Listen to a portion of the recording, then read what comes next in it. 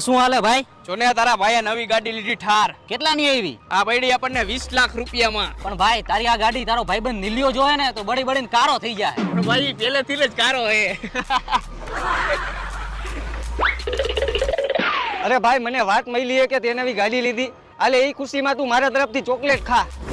એટલે ભાઈ આ હકીકત છે કે સપનું? એલા ભાઈ હકીકત જ છે આ.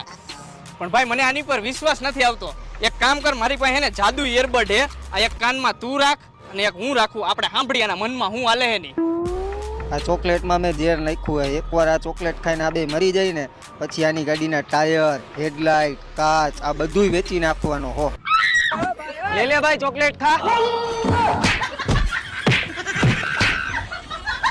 નાખી દે તારી ચોકલેટ, અઠવાડિયામાં નથી ખાવી.